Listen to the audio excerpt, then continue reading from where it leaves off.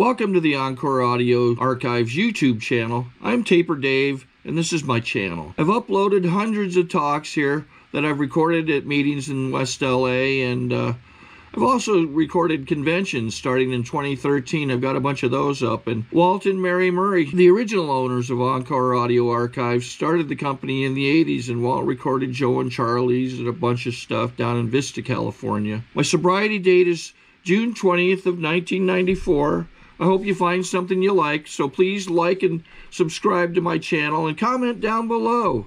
If you want to hear something that I don't have or that you don't see, I'll see that I get it. Anyways, take care and have a great day if you want to. Yes, I'm Nancy, and I'm a grateful member of Al-Anon, and I just want to say Carol's my new laughing buddy. We listened to the opening, Roger from Seminole, Florida, and he was funny, I thought, and so I would laugh, and then I would look at Carol, and she has the best laugh, and then I would laugh even more, you know, so it was like a double treat. So yeah, she's my new friend.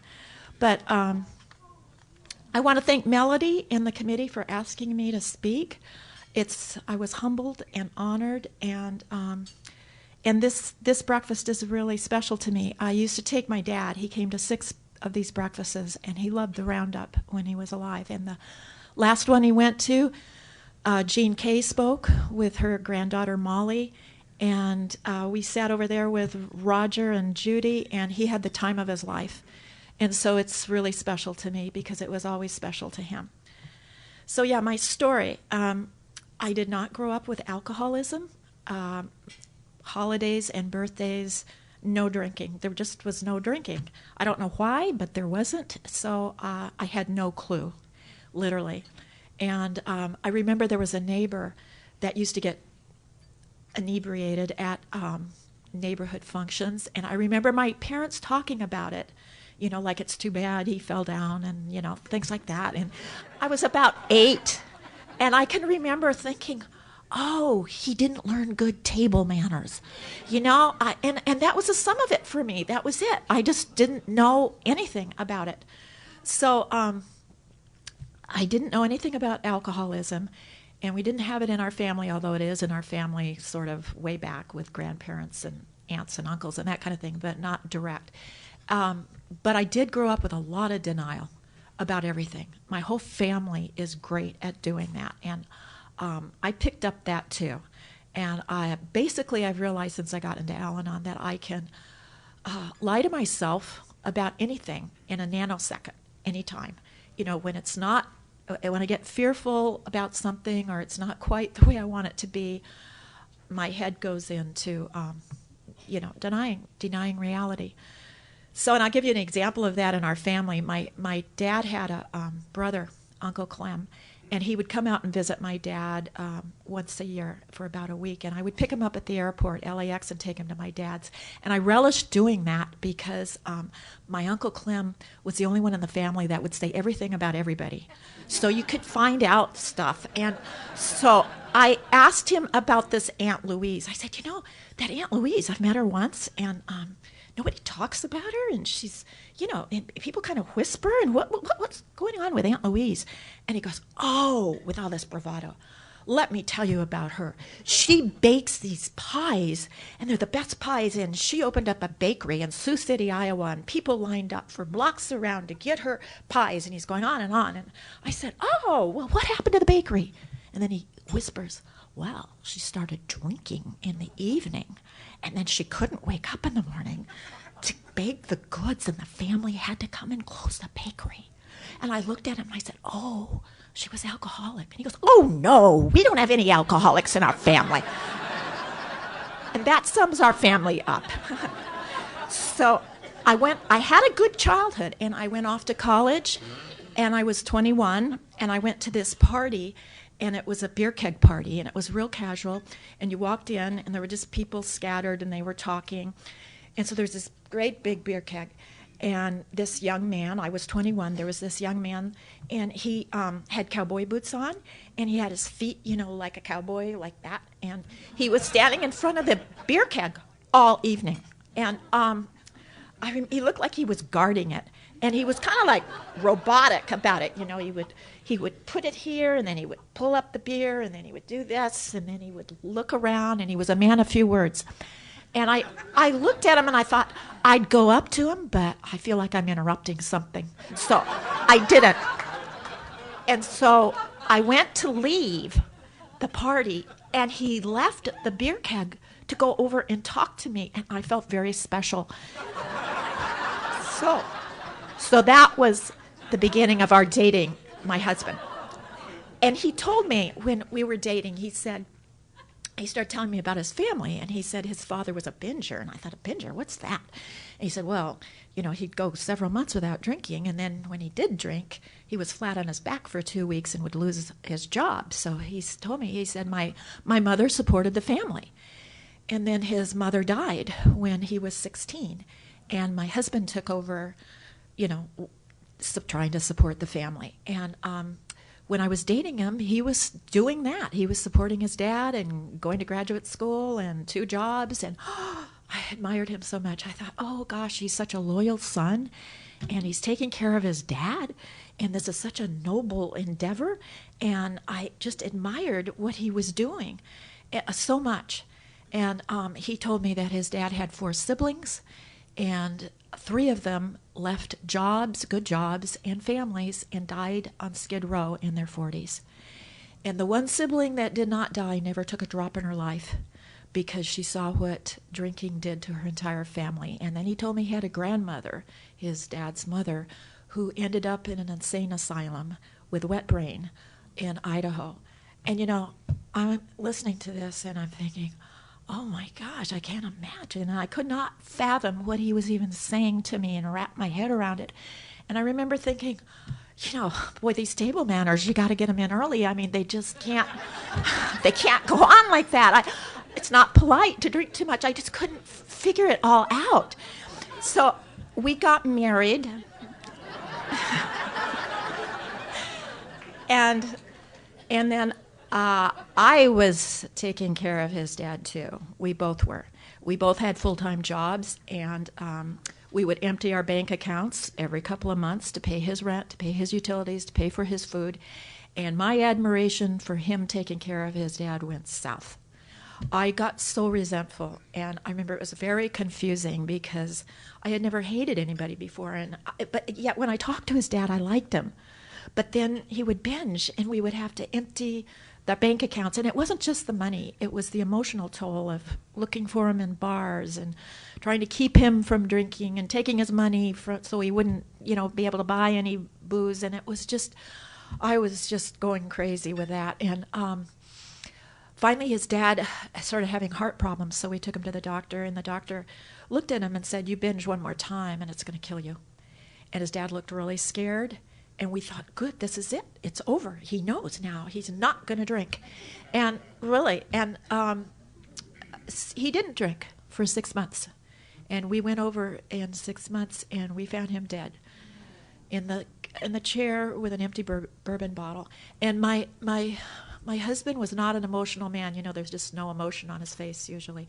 And I remember he ran out of that rented house, and he threw himself down on the yard, and he started beating the ground. And I thought he'd gone crazy. I'd never seen him like that. And I pulled him up, and there was just tears and dirt in his face. And he said, I tried all my life to get him to stop drinking, and I couldn't. And my poor husband was a prisoner to this disease from the day he was born. And so we buried my father-in-law. And I remember sitting there when we buried him, and I'm thinking, good, all done with alcoholism, done, over, never go there again, never. And I thought that was it, and never say never. So, our life went on, and it got better. We were able to save and buy a home, and we had 2 wonderful children. And this went on for 23 years. And if you had asked me during that time, what my marriage was like, I would say, oh, I have the best marriage in the whole universe.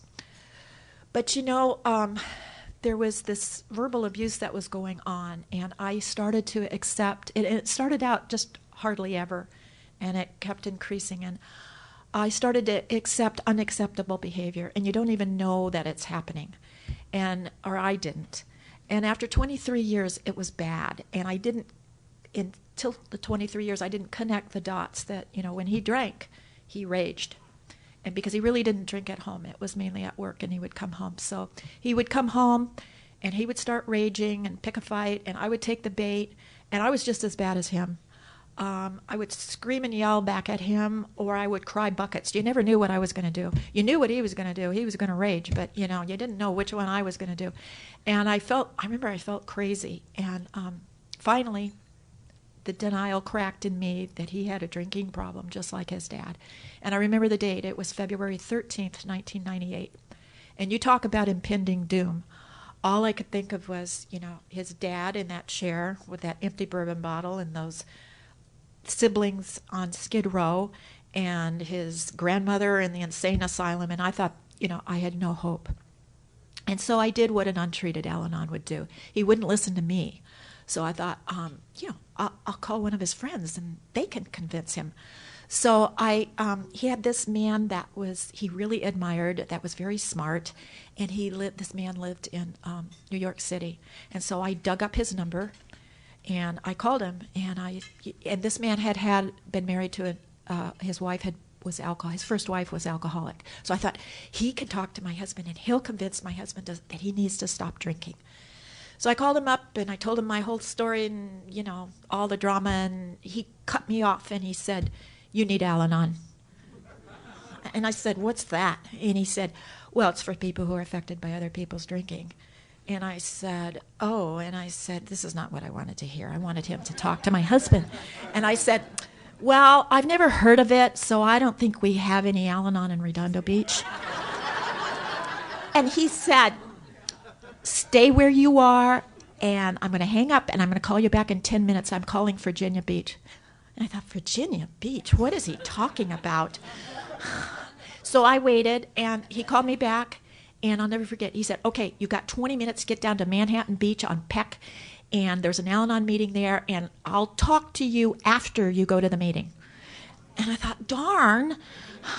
So I drove down there, and I'm thinking, this is not what I wanted to do. And I remember I went there, and I thought, all of a sudden it hit me, I was so arrogant about my reputation. I thought, we have a reputation. What if somebody sees me going to this meeting? And so I put on a big hat, and I put sunglasses on, and I slept like this. And I sat there watching people go in that room. And I thought, if I see anybody I know, I'm not going in. And so I had a lot to protect. So I sat there like this. And I didn't see anybody I knew, so I had to go in. And I sat in the back, and I slumped again. And I remember they asked for newcomers, and I thought, I'm not saying a word. And a couple of people turned around and smiled at me, and I thought, ooh, they know. So I said my name.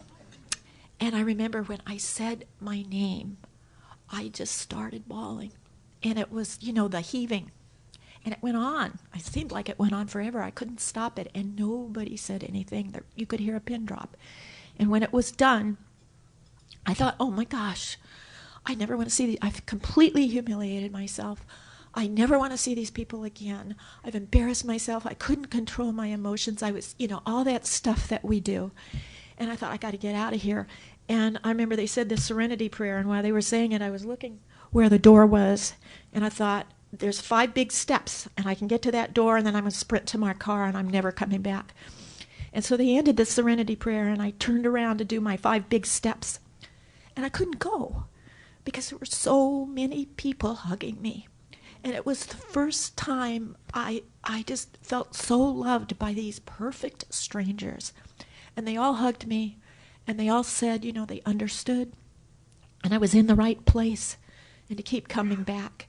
And I could see it in their eyes, and I could feel it in their hugs, and I could hear it in their voices. And that was it. That was the beginning of my journey in Al-Anon. And so the best gift I ever gave myself in Al-Anon was a sponsor. And a lot of you know her here. Her name is Jean Kay. And if you're a friend of Jean Kay's, you are one of the luckiest people in the whole world. That woman changed my life. And she is the kindest, most insightful, wisest woman I have ever known, and yet she has a heart of a lion. And she'll take you in and under her wing, and I just can't say enough enough kind words about her. And I'm just so grateful she took me on, because I was a mess. And I'm still a mess, but I'm not as bad a mess as I was. So thanks to her. So we did the steps, and my life changed, and the fighting stopped. And he still kept drinking, but I could have a good day, a happy day, whether he was drinking or not. And I didn't think that was possible. And so this went on for about 9 years. And then I started getting conceited. I can get arrogant very easily and lose my humility. And I've realized that about myself. If I don't do step 10, 11, and 12 on a daily basis, that's what happens to me. And so I remember, I thought, yeah, I got this program wired. You know, I'm happy. My husband's still drinking. How many people can say that, you know? And, you know, I was like that. And I remember I was only going to about 1 meeting a week. And then wham, you know, life hits you. And my youngest of my 2 children, my son, his behavior started to scare me. And I remember he was doing well in school, and he was doing well in sports, and he was doing well. But there was a shift in the attitude, and there was a shift in the behavior, and I started to worry. And when I worry about a loved one, I cross this border into crazy town, never to come back. And I remember it was his junior year, and I found some pot in the garage, and I panicked. And I thought, oh, I got to nip this in the bud. I forgot step 1. And so I thought, I came up with this idea. It was one of those crazy town ideas. I thought, I'm going to follow him, and I'm going to find his dealer. And when I do, I'm going to turn them both over to the police, and I'm going to punish him, and I'm going to shame him, and then he'll never do it again. We'll be all done. And I didn't tell my sponsor because I didn't think she'd understand. So, and then when you're not going to tell your sponsor something, it's probably a bad idea. So that's what I did. I rented a Ford Focus, and I got a white wig, and I put sunglasses on. And I followed him. And let me tell you, people, don't do it. It was a big waste of time, money, and unnecessary worry. And he didn't go to the dealer, and so that was a little crazy town thing I had going. So he went off to college, and I worried some more. But I wasn't seeing him on a regular basis. But when I did see him, you know, I could tell he was partying a little too much for my comfort. So I worried and worried. And then he got his first DUI. And I called my sponsor, and we talked, and she said, yeah, you're dealing with another alcoholic. So I had my husband drinking, and now I got my son. And I was like, oh, dear. So, and then 4 months later, he got a second DUI. And we were waiting. He'd started not showing up at family functions. And we were going to my daughter's graduation, and I was just, you know, hoping he would show up, and because she would be so disappointed if he wasn't there. And he showed up, and I thought, oh, good, he's here. I'm so happy. And he comes in, and he sits on the kitchen table, and he puts his head down on the kitchen table, and he started crying. And he said, I've tried. Like, I just got out of jail again. I've tried. I can't stop. I can't stop drinking. And I remember my whole body went, oh, no. And I tell people this because it was such a physical reaction. You know, I remember my heart just felt like it went right into my stomach, and my hands started shaking. And I thought, I can't go on. I can't do this. But I went over to him because I'd been to enough open AA meetings and enough Al-Anon meetings and enough literature that I knew this was a big step for him to say, I need help. I went over to him, and I hugged him, and I said, this takes a lot of courage, and I'm really proud of you for saying that, and of course we'll help you. And I said, why don't you take a shower? You've been in jail all day. And I take a shower. And, my motive was not to clean him up. My motive was I wanted him out of earshot so I could call my sponsor. And so he went and took a shower, and I called my sponsor, and I told her everything. And I remember I said, I can't do this. I'm telling you, I can't do this. I said, I did it with my father-in-law. I'm doing it with my husband. I cannot do it with my child. I can't. And she said, just like that, she said, honey, this is what we do. we love alcoholics. And that did a shift in me. I thought, yeah, what am I thinking? You know, I've got her, I've got the 12 steps, I've got all my Al-Anon people that love me and I love them. I've got the wonderful literature. I can do this. And so I went back down and we took it one day at a time, and he went to rehab for 4 months. And let me tell you, you know, when you know they're safe and they're not drinking, life's good.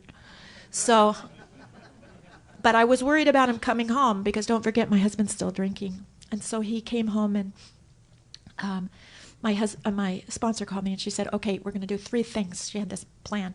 We're going to redo the 12 steps. 4th step again. And then she said, and you're going to pick up more meetings. And she got me this wonderful parent meeting in Palos Verdes. And they held my hand through all of that when my son moved home. And then the 3rd thing we're going to do is, she said, you're going to call me every morning and tell me what's in your head. And I thought, what? But because she knew I go to crazy town very easily. And I'll tell you one crazy town experience I did with her, but this time I told her, so I didn't carry it out. So she said to me, I said to her, I called her up and I said, you know, I said, I'm sitting there, I said, he won't get a sponsor. He's been home for 3 weeks and he won't get a sponsor, and he can't stay sober if he doesn't get a sponsor. It's driving me crazy. So I came up with an idea. She said, what's that? I said, well, you know, he can't drive because his license was taken away. And I said, and so I take him to this Monday night men's stag meeting. I said I could drop him off, wait for him to go in there, and then I could go up to different men that are going in there and ask them how long they've been sober. And if it's 5 years or more, tell them who my son is. And she, in other words, get him a sponsor. And she said, no, you can't do that. And she said, but I'll tell you what you can do. You can tell him that you would be more comfortable if he would get a sponsor. What a concept. You tell people your feelings. And I did it. And, you know, I felt better. I can't even explain it. You say your feelings, you know, just in a non-judgmental way, and it just kind of cleared the air for me. And, you know, a month later, he came home and he said, he got a sponsor. So I called her up. I said, he got a sponsor. He got a sponsor. I'm so happy. He's working on the steps. I can't believe it. And she goes, who is he? And I said, oh, Bill something, Bill C. or Bill Cleveland, Bill Chicago. I don't know, something like that. And she said, oh, I've known him for over 20 years. He's in good hands. Could I have gotten him a better sponsor? No. He managed to get his own sponsor without his mother. So, so he went to Bill and Karen's house. And I just want to tell them, you know, I am so grateful. They opened their hearts and their homes to my son. And every time I remember he came back from doing the steps with Bill, I saw him transformed. It was just a little bit every time. And it was a wondrous thing to watch. And I will forever be grateful for how loving and kind they were to him and taking him under their wings. And I can never thank them enough for that. And at the same time, my son started to love my sponsor, and I'll tell you a little thing that happened with that. So Christmas time, you know, my husband's drinking really picks up the pace. And one holiday season, my sponsor fell and broke her shoulder, and she said she was going to have surgery, and she couldn't talk to me for 2 or 3 days. So I came home and I said to my son, oh, poor me, it's the holiday season, you know how Dad drinks, and I can't talk to my sponsor for 3 days, poor me. And he said, no, poor me. And he said, I have to live with you for 3 days unsupervised. And that's the truth. So he's grown to love and appreciate my sponsor.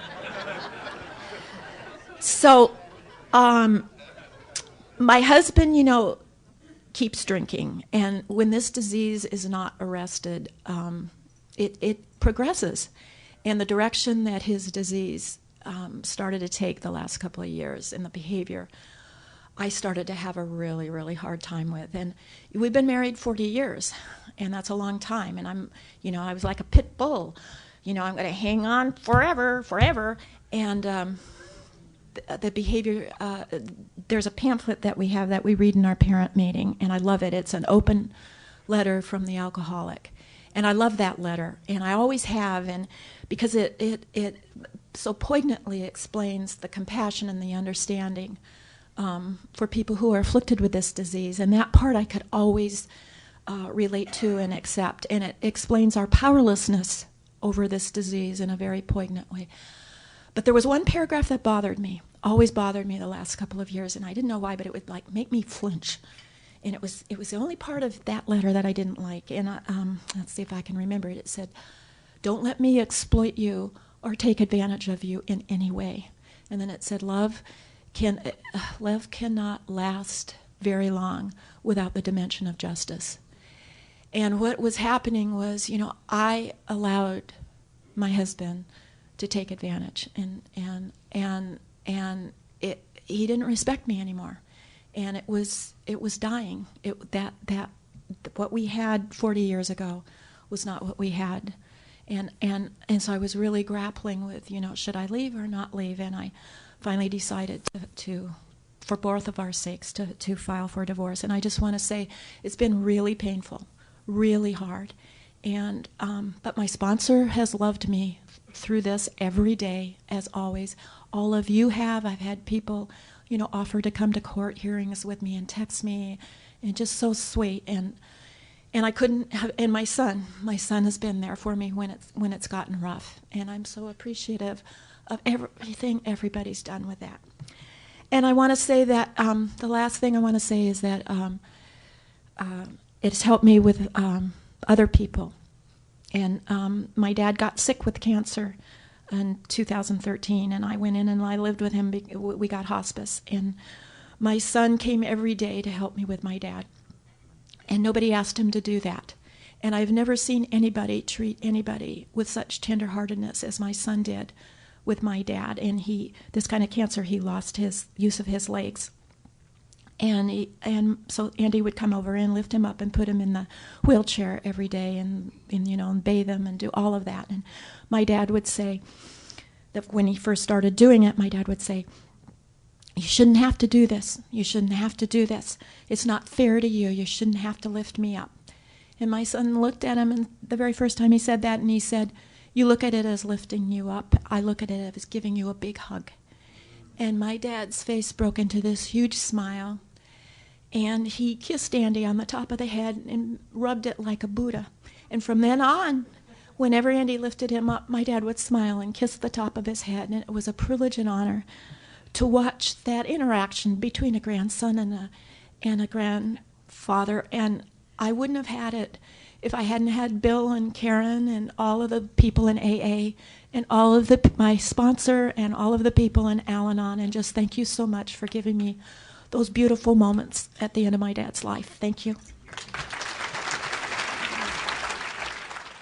Sorry to interrupt your viewing. Taper Dave here. Just wanted to take a second to ask you to like and subscribe to my channel. Let me know if you like what you're listening. I've got some very good talks here, and this one's a great one. Just curious, do you think this is better than Zoom? Tell me what you think. Okay, this is how I prepare my drone for launching. I like to do it inside the cab of my truck so I'm not standing outside in the weather. To install the joysticks for control, up and down, right and left, powered on. I have an Android phone that I use to connect it to the drone with. And it's actually controlled through the iPhone, through an app. Oops, wrong way.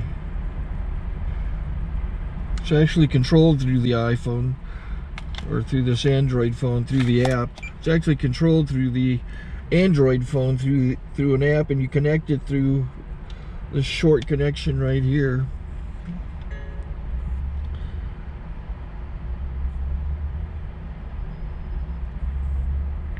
Remote control connected. Remote control's connected. So I pull out the drone.